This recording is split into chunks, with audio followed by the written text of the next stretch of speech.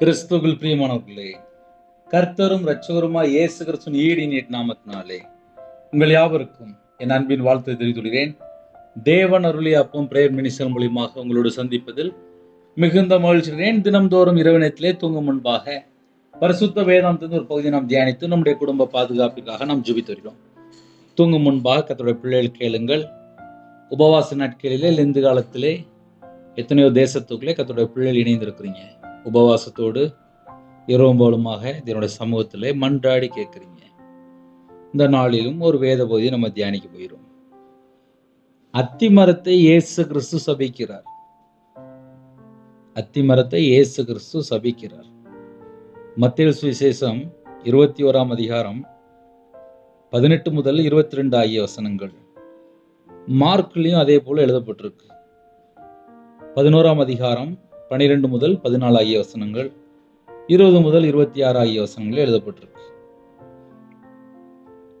இந்த வேத பகுதி நம்ம தியானிக்கும் போது நம்முடைய ஆவிக்குரிய வாழ்க்கையிலே நம்ம எங்கெங்க விழுந்து போயிருக்கிறோம் என்பதையும் நாம் அறிந்து கொள்ள முடியும்.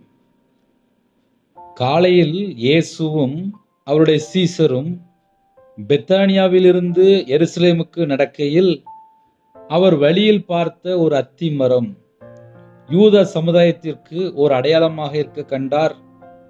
அதில் கனியை எதிர்பார்த்து இல்லாதிருக்க கண்டார். அதுபோல யூதரிடம் கனியை எதிர்பார்த்து வந்த அவர் அவர்களுடைய வெளியரங்கமான மத ஆச்சாரங்களை தவிர ஆவிக்குரிய கனியை அவர்கள் ஆண்டவருக்கு தராதிருக்க கண்டார். அவர்கள் மேசியாவை ஏற்றுக்கொள்ளாததால் அத்திமரத்தை பட்டுப்போக பண்ணி தேசத்திற்கு வரவிருக்கும் நியாய தீர்ப்பை சித்தரித்தார். அச்சம்பவம் ஒரு ஜெப வல்லமைக்கு ஒரு பாடம். தேவனிடம் மக்கள் தங்கள் தேவைகளை தெரிவிக்கும் போது அவரிடம் தவறாத விசுவாசத்தையும் அடுத்தவர்களிடம் மன்னிக்கும் சிந்தையும் கொண்டிருக்க வேண்டும். இந்த இரவு நேரத்திலே அத்திமரத்தை இயேசு சபிக்கிறார்.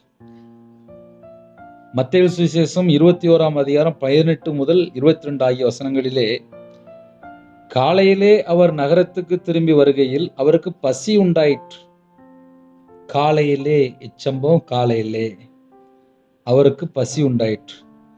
அப்பொழுது வழி அருகே ஒரு அத்திமரத்தை கண்டு அதனிடத்திற்கு போய் அதிலே இலைகளன்றி வேற ஒன்றையும் காணாமல், இனி ஒரு காலம் உன்னிடத்தில் கனி உண்டாதிருக்க கடவுது என்றார். உடனே அத்திமரம் பட்டு போயிற்று. இப்ப இந்த இரவு நேரத்திலே நம்ம என்ன திரும்ப யோசித்து பார்க்கணும். ஒரு மனுஷனுடைய வாழ்க்கையில கனி இல்லைன்னா சாபம் உள்ள என்றாது. நமக்கு புதிய ஏற்பாட்டில் ஏகப்பட்ட வசனம் இருக்கு. வசனத்துக்கு கீழ்ப்படிந்தால் ஆசீர்வாதம். கீழ்ப்படியாத குடும்பத்துக்குள்ளே ஆட்டோமேட்டிக்கா துன்மார்க்கருடைய வீட்டிலே கர்த்தரின் சாபம் இருக்கிறது. மாம்சத்தினுடைய கிரியைகள், ஆவிக்குரிய கனிகள், அதை ஒரு மனுஷன் முதல்ல புரிந்து கொள்ளணும். ஏன்னா இயேசு கிறிஸ்து எப்படி போட்டுக்க அப்படின்னா, இனி ஒரு காலம் உன்னிடத்தில் கனி உண்டாதிருக்க கடவுது என்றார். உடனே அத்திமரம் பற்று போயிற்று. இயேசு எப்போ வந்து பார்ப்பாரு தெரியாது. அப்பொழுது வழி அருகே ஒரு அத்திமரத்தை கண்டு அதனிடத்திற்கு போய் அதில் இலைகள் அன்றி வேற ஒன்றையும் காணாமல், இலைகளை அன்றி வேற ஒன்றையும் காணாமல். அதுக்கு ஒரு பெரிய ஸ்டோரி இருக்கு. இன்னைக்கு சில செய்திக்காக நம்ம தியானித்து கொண்டிருக்கிறோம். இனி ஒரு காலம் உன்னிடத்தில் கனி உண்டா இருக்கிறது. இப்போ நம்ம வாழ்ற வாழ்க்கை கிறிஸ்துக்குள்ள இருக்கிறோம், ஆனா கனி நிறைந்த ஒரு வாழ்க்கையா இருக்கா? டெய்லி பைபிள் வாசிக்கிறோம், ஆவிக்குரிய வாழ்க்கையில வளர்றதுக்கு நல்ல வசனத்தை நம்ம உட்கொள்றோம். ஆனால் அந்த வசனத்துல நிலைத்திருந்தால், வசனத்தின்படி வாழ்ந்தால், நம்ம அவருக்குள் இருந்தாதான் கனி. ஐயா, நான் நிறைய பைபிள் வாசித்துட்டேன், நான் பல முறை பைபிள் வாசித்து முடிச்சிட்டேன். தேவன் எதை பார்ப்பாருன்னா கனி இருக்கா. அவருடைய வார்த்தையில நிலைத்திருந்தா மட்டும்தான் கனி. ஒரு குடும்பம் ஆசீர்வாதமா இருக்கணும் அப்படின்னா அவருடைய வார்த்தையில நிலைத்திருக்கணும். நிலைத்திருந்தால் கனி. மறுபடியும் கேட்டாலும் அதுதான் சொல்ல முடியும். அப்பொழுது வழி அருகே ஒரு அத்திமரத்தை கண்டு வழி அருகே ஒரு அத்திமரத்தை கண்டு அதனிடத்திற்கு போய், ஒரு அத்திமரம் வழியில இருக்கு, அதனிடத்திற்கு போய், அப்ப இயேசு கிறிஸ்து போறாரு. போய் அதில இலைகளை அன்றி வேற ஒன்றையும் காணாமல், இலை இருக்கு, ஆனா அத்தி பழத்தை காணோம். இலை இருக்கு, ஆனா அத்தி பழத்தை காணோம். இன்னைக்கு நிறைய பேரோட வாழ்க்கையில நல்ல பச்சையா இருக்கிற மாதிரி அழகா இருப்பாங்க. வாழ்க்கை பார்த்தா நல்ல பச்சை பச்சேன்னு இருக்கும். ஆனா கனி இருக்கா? கனி இருக்கா? அப்ப தேவன் எதை எதிர்பார்க்கிறார் அப்படின்னா கனி. கனி உள்ள ஒரு வாழ்க்கை. கனி இல்லாத வாழ்க்கையில தான் பட்டு போன ஒரு வாழ்க்கை. அப்ப இரவு நேரத்துல சிம்பிளா நம்ம யோசிக்கணும் அப்படின்னா கனி உள்ள ஒரு வாழ்க்கை வேணும். இனி ஒரு காலம் உன்னிடத்தில் கனி உண்டாதிருக்க கடவுது என்றார். உடனே அத்திமரம் பட்டு போயிற்று. சீசர்கள் அதை கண்டு இந்த அத்திமரம் எத்தனை சீக்கிரமாய் பட்டு போயிற்று என்று சொல்லி ஆச்சரியப்பட்டார்கள். இயேசு அவர்களை நோக்கி, நீங்கள் சந்தேகப்படாமல் விசுவாசம் உள்ளவர்களா இருந்தால். இப்போ ஒரு மனுஷனுக்குள்ள என்ன இருக்கக்கூடாதுன்னா சந்தேகம் இருக்கக்கூடாதான், விசுவாசம் மட்டும்தான் இருக்கணும்.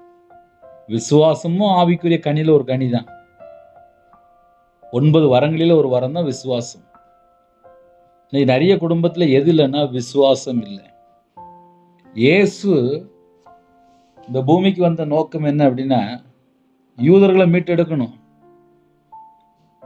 இயேசுவும் அவருடைய சீசரும் பெத்தானியாவிலிருந்து எருசலேமுக்கு நடக்கையில் அவர் வழியில் பார்த்த ஒரு அத்திமரம் யூதா சமுதாயத்திற்கு ஒரு அடையாளமா இருக்க கண்டார். அந்த அத்திமரம் யூதா சமுதாயத்திற்கு ஒரு அடையாளமா இருக்க கண்டார். அதில் கனியை எதிர்பார்த்து இல்லாதிருக்க கண்டார். அதுபோல யூதரிடம் கனியை எதிர்பார்த்து வந்த அவர் அவருடைய வெளியரங்கமான மத ஆச்சாரங்களை தவிர ஆவிக்குரிய கனி இல்லை. ஆவிக்குரிய கனியை அவர்கள் ஆண்டவருக்கு தராதிருக்க கண்டார். ஒரு மனுஷன் உயிரோடு இருக்கும்போது என்னென்ன செய்யணும் அப்படின்னா ஒரு கனி உள்ள ஒரு வாழ்க்கை. இன்னைக்கு நிறையருடைய வாழ்க்கையில என்ன இல்லைன்னா கனி மட்டும்தான் இல்லை, மற்றது எல்லாம் இருக்கு. மற்றது எல்லாம்னா என்னன்னா வீம்பு, வைராக்கியம், கசப்பு, எரிச்சல், கோபம், சண்டை, பிரிவினை, நீ வேண்டாம் நான் வேண்டாம், பிரிஞ்சு போய் அவரை இஷ்டம் போல ஒரு வாழ்க்கை. இதெல்லாம் கனி இல்லாத வாழ்க்கை. ஒரு குடும்பம் பிரிஞ்சு போயிட்டு அப்படின்னா 2 பேருடைய வாழ்க்கையுமே கண்ணீரா இருக்கும். ஒரு குடும்பம் இணைந்து வாழ்ந்தால் ஒரு குட்டி பரலோகம் போல இருக்கும். அப்ப வீட்டுக்குள்ள இருக்கிறவங்க சந்தேகப்படக்கூடாது, விசுவாசமா இருக்கணும், கணவன் மனைவி கூட வேற யாரும் வரக்கூடாது, தேவையில்லாத ஒரு செல்போன் கூட வரக்கூடாது. நிறைய காரியம் இருக்கு.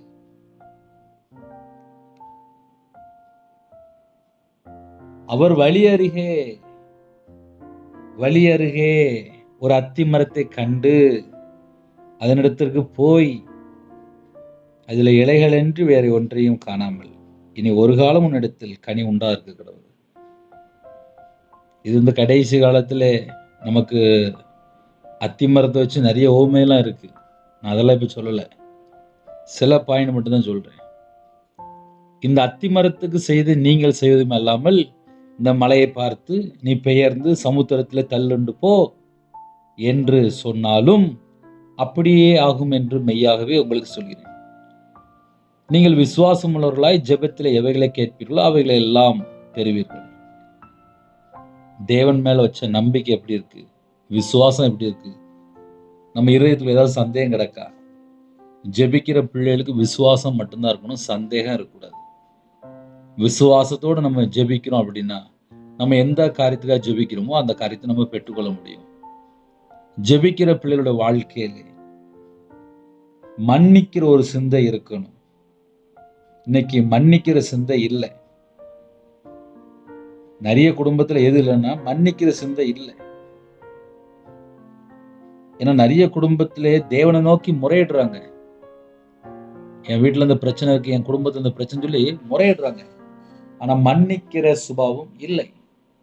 மார்க்ல அழகா எழுதப்பட்டிருக்கும் 11ஆம் அதிகாரம் 22 முதல் 26 வசனங்கள். ஒரு குடும்பம் மன்னிச்சா மட்டும்தான் நம்ம ஜெபம் அங்க பதிலுக்கு அங்க வரும். அது தெரியாம நிறைய குடும்பத்துல சண்டை போட்டு கிடக்காங்க. அதெல்லாம் மன்னிக்கிற இருதயம் வேணும். நீங்கள் மன்னியாதிருப்பீர்களானால் பரலோகத்தில் உங்கள் பிதாவும் உங்கள் தப்பிதங்களை மன்னியாது இருப்பார். சொல்லி முடிச்சிட்டாரு. மன்னிக்கிற இருதயம் தான் வேணும். மன்னிச்சால் என் ஜெபத்துக்கு உடனே பதில் வந்துடும். இல்லை மன்னிக்க மாட்டேன் அப்படின்னா அவங்க அப்படியே இருப்பாங்க. நீங்கள் நின்று ஜெபம் பண்ணும்போது ஒருவன் பேரில் உங்களுக்கு யாதொரு குறை உண்டாயிருக்குமானால் பரலோகத்தில் இருக்கிற உங்கள் பிதா உங்கள் தப்பிதங்களை உங்களுக்கு மன்னிக்கும்படி அந்த குறையை அவனுக்கு மன்னியுங்கள், அந்த குறையை அவனுக்கு மன்னியுங்கள். அப்போ மன்னிக்கிற இருதயம் தான்ப்பா வேணும். அது தெரியாம நிறைய வீட்டுல சண்டை போட்டு கிடக்கும். சண்டை போட்டு ஒன்றும் ஆக போறது இல்லை. 2 குடும்பம் தான் பிரிஞ்சு போயிடும். அப்புறம் பார்த்தா நிம்மதி இருக்காது. ஏன் சண்டை போடுங்க அப்படின்னா அன்பு இல்லை. அன்பு இருக்கிறவங்க சண்டை போட மாட்டாங்க. கலாத்தியர் 5ஆம் அதிகாரம் 19 23 ஆகிய வசனங்களிலே மாம்சத்தினுடைய கிரியை எழுதப்பட்டிருக்கு, ஆவிக்குரிய கனி எழுதப்பட்டிருக்கு. ஆவிக்குரிய கனி இருந்துச்சு அப்படின்னா அவங்க பேசாம அன்பா இருப்பாங்க, சந்தோஷமா இருப்பாங்க, சமாதானமா வாழ்வாங்க, நீடிய பொறுமையோடு இருப்பாங்க, என்ன வந்தாலும் பொறுத்து கொள்வாங்க. தயவு, நற்குணம், விசுவாசம், சாந்தம், இச்சை அடக்கம், இதெல்லாம் ஒரு மனுஷங்களை இருக்கு அப்படின்னா அவங்களோட வாழ்க்கை மிகுந்த கனி கொடுக்க ஆரம்பிச்சிடும். அந்த மிகுந்த கனி கொடுக்கும் போதுதான் நம்ம பிதாவுக்கு பிரியமான பிள்ளைகளா இருக்க முடியும். அப்ப இன்னைக்கு உள்ள செய்தியில நம்ம எதை கற்றுக்கொள்ளலாம் அப்படின்னா கனி உள்ள ஒரு வாழ்க்கை வேணும். லூக்கா எழுதின சுவிசேஷம் 13ஆம் அதிகாரம் 6 முதல் 9 ஆகிய வசனங்களிலே ஒரு உவமை சொல்றாரு. ஒருவன் தன் திராட்சை தோட்டத்தில் ஒரு அத்தி மரத்தை நாட்டியிருந்தான். அவன் வந்து அதிலே கனியை தேடின போது ஒன்றும் காணவில்லை. திராட்சை தோட்டத்துல ஒரு அத்தி மரத்தை வச்சிருந்தாரான். வந்து பார்க்கும்போது கனியே இல்லையா. உடனே தோட்டக்காரனை நோக்கி, 3 வருஷமா அந்த அத்தி மரத்திலே கனியை தேடி வருகிறப்பா, ஒண்ணுமே இல்லை, ஒன்றையும் காணவில்லை, இதை வெட்டி போட்டு இது நிலத்தையும் ஏன் கெடுக்கிறது என்றான். கனி இல்லையா, அந்த மரத்தை வெட்டி போட்டுரு அப்படிங்கிறது. உடனே அதற்கு அவன், ஐயா இது இந்த வருஷமும் இருக்கட்டும், நான் இதை சுற்றிலும் கொத்தி எரு போடுவேன், கனி கொடுத்தால் சரி, கொடாவிட்டால் இனிமேல் இதை வெட்டி போடலாம் என்று சொன்னான்.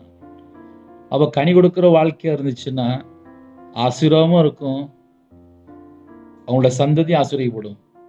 கனி இல்லாத வாழ்க்கை அப்படின்னா பட்டு போயிடும். அதே நேரத்தில் வெட்டி போட்டுருவாங்க, சுட்டரிப்பு தான் முடிவு. அப்போ அத்தி மரத்தினுடைய சம்பவம் நமக்கு என்ன கற்றுக் கொடுக்கு அப்படின்னா, யூதர்கள் மேசியாவை ஏற்றுக்கொள்ளலை, ஆனா சடங்காச்சாரத்துல இருந்தாங்க. இன்னைக்கு கர்த்தருடைய பிள்ளைகள், ஆவிக்குரிய பிள்ளைகள், இயேசு கிறிஸ்துவை ஏற்றுக்கொண்ட பிள்ளைகள் நிறைய இடத்துல சடங்காச்சாரம் தான் இன்னும் செயல்படுது. அதை அப்படி செஞ்சிடணும், நாள் பார்க்கறது, நேரம் பார்க்கறது, எல்லாத்தையும் பார்த்துட்டு இருக்காங்க. ஒரு மனுஷன் இயேசு கிறிஸ்துவை ஏற்றுக்கொண்டதுக்கு அப்புறம் மிகுந்த கனி கொடுக்குற பிள்ளைகளா இருக்கணும். யோவான் சுவிசேஷம் 15ஆம் அதிகாரத்துல நிறைய வசனம் இருக்கு கனி கொடுக்கிற பத்தி. கனி கொடுத்தால் ஆசீர்வாதம். என்னில் நிலைத்திருங்கள், நானும் உங்களில் நிலைத்திருப்பேன். கொடியானது திராட்சை செடியில் நிலைத்திராவிட்டால் அது தானாய் கனி கொடுக்க மாட்டாது போல நீங்களும் என்னில் நிலைத்திராவிட்டால் கனி கொடுக்க மாட்டீர்கள்.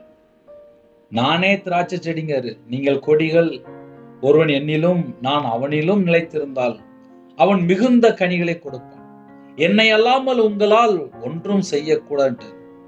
நீங்கள் மிகுந்த கனிகளை கொடுப்பதனால் என் பிதா மகிமைப்படுவார், எனக்கும் சீசராய் இருப்பீர்கள்.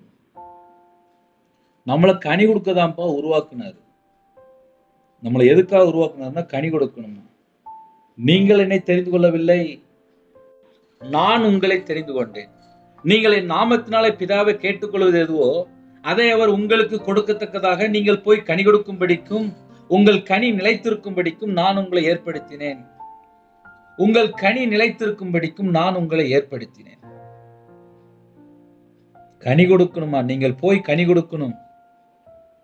இன்னைக்கு கனி கொடுக்கிற ஒரு வாழ்க்கையா இருந்தால் ஆசீர்வாதம். ஹல்லேலூயா. ஒரு சின்ன ஜெபம் பண்ணி முடிப்போமா? கண்களை மூடி நாம் ஜெபம் செய்வோம். அன்பின் கர்த்தாவே, நன்றியோடு துதிக்கிறோம், சுதிக்கிறோம்ப்பா. கர்த்தருடைய கரத்தில் எங்களை அர்ப்பணிக்கிறோம். அத்தி மரத்தை இயேசு சபித்த இந்த காரியத்தை நாங்கள் தியானித்தோம்ப்பா. எங்க வாழ்க்கையிலே கர்த்தரை விட்டு தள்ளி போற காரியம் வேண்டாம். எங்க இருதயத்துக்குள்ளே மேசியா இருக்கணும். உம்முடைய பாதத்தில் அர்ப்பணிக்கிறோம். இந்த இரவு நேரத்தில் இணைந்திருக்கிற எல்லா தேச ஜனங்களையும் உம்முடைய ஜீவனுக்குள்ள அர்ப்பணிக்கிறோம். உம்முடைய ரத்த கோட்டைகளை வேலடிங்க. பிதா குமாரன் பரிசுத்த நாமத்தில் முத்திரை போடுங்க.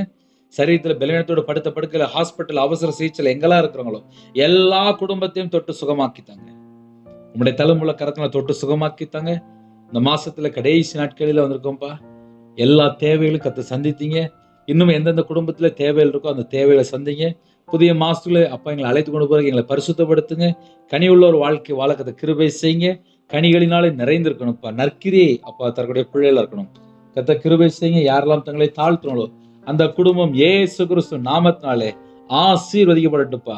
சகலவித நற்கனிகளுமாகிய கனியை தந்து தேவனை அறிகிற அறிவில் விருத்தி அடைந்து கர்த்தருக்கு பிரியமுண்டாக அப்பா உமக்கு பாத்திரமுள்ள பிள்ளைலாங்க நாங்கள் நடந்து கொள்ளும்ப்பா. அப்படிப்பட்ட கிருபைகளை தாங்க. இந்த இரவு நேரத்திலே பிரிந்த குடும்பங்கள் இணைந்து வாழணும். எல்லா குடும்பமும் சந்தோஷமா இருக்கணும், சமாதானமா இருக்கணும். இந்த இரவு நேரத்தில் எங்களோட ஆவி உங்களுடைய கரத்தில் வரக்கூடிய காரியத்தை வெளிப்படுத்துங்க. அதிக அளவிலே உங்களுடைய சமூகத்துல கண்வெளிக்கு கிருபை செய்யுங்க. நைட் ஷிஃப்ட்ல வேலை பார்க்காங்க, நைட் நேரத்துல டிரைவிங்ல இருக்காங்க, எல்லா குடும்பத்துக்கும் எல்லா விதமான பாதுகாப்பு தாங்க. உங்க நாம மகிமைப்படட்டும். உங்களுடைய பாதத்தில் அர்ப்பணிக்கிறோம். எந்தெந்த குடும்பத்திலே குறைகள் குற்றங்கள் இருக்கோ அந்த குறைகள் குற்றங்கள் எல்லாவற்றையும் கர்த்தர் மன்னித்து ஒவ்வொரு குடும்பத்தையுமே கர்த்தர் ஆசீர்வதிங்க. ஒவ்வொரு குடும்பத்தையுமே கர்த்தர் ஆசீர்வதிங்க.